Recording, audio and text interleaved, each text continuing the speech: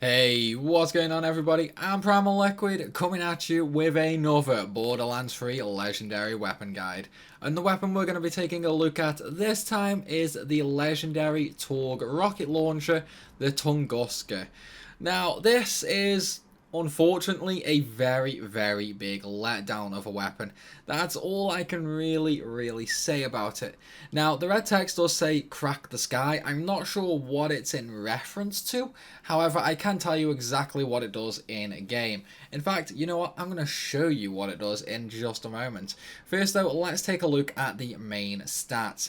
So, straight off the bat, the damage is terrible. It's a rocket launcher that does 1100 damage.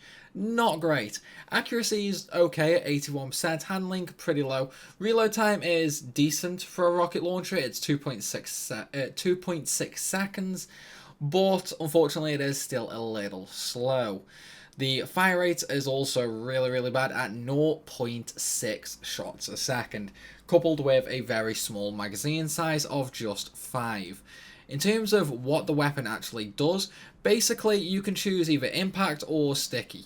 Sticky, basically, it's a Torg weapon, so you can just shoot a couple of stickies, and when you reload, they'll all explode at once. Impact is basically the same as sticky, the only difference is it's one explosion each time. Now, remember what I said about the crack the sky red text?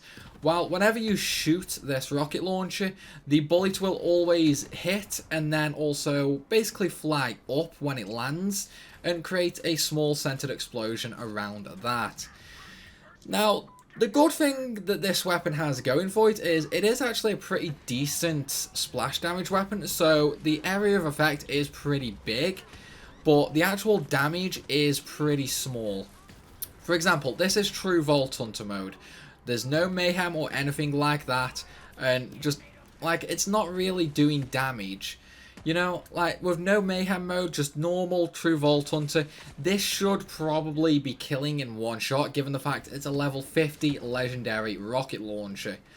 But it's not, unfortunately, and that is really what sets it apart in my books. Coupled with its slow fire rate, its slow reload speed, there are quite a few issues that this weapon has. It can work with a flak build because of the infinite crit skill, but unfortunately it's still nowhere near as good as something like a Torg shotgun. With that said though, if you want to get one of these for yourself, let's take a look at how to do that, shall we? So, how do you get it? Well, the easiest way is, because it's a world drop, we can basically just abuse the Tink method. Now, Tinks were hotfixed, however, there is actually a way to basically get rid of that hotfix.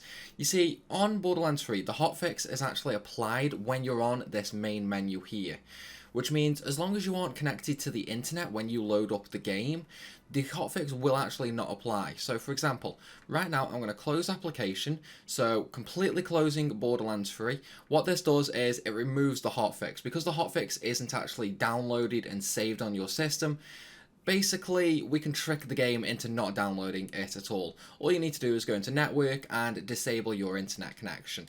Now, whenever you load up Borderlands 3 and you get to that main menu, because you aren't actually connected to the internet, it's not going to download the hotfix, so we can infinitely farm the Tink method.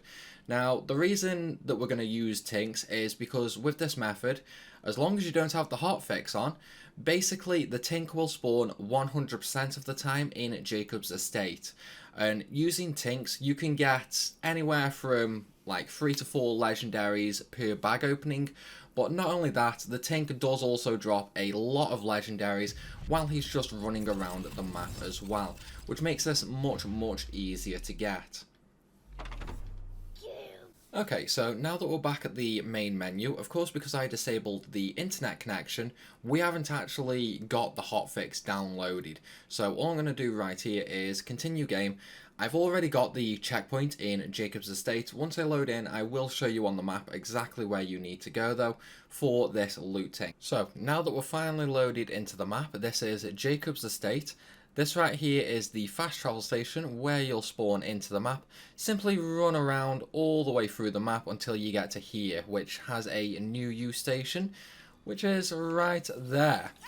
from this new use station, all you need to do is head over the bridge into this little swampy area, and coming out of that little door on the side there is going to be the loot tank.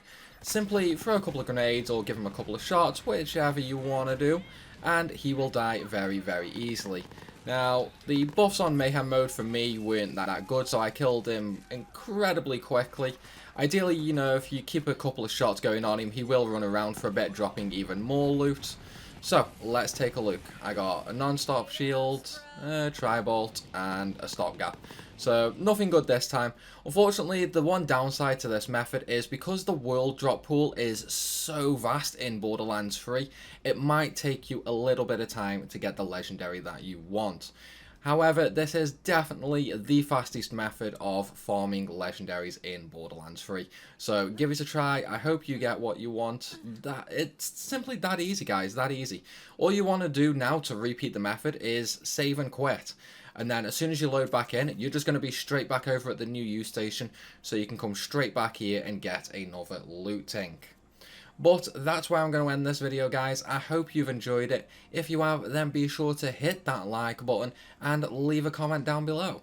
Of course, if you're new around here, then also make sure you definitely subscribe for even more Borderlands 3 content. As always though, thanks for watching, and I will see you soon.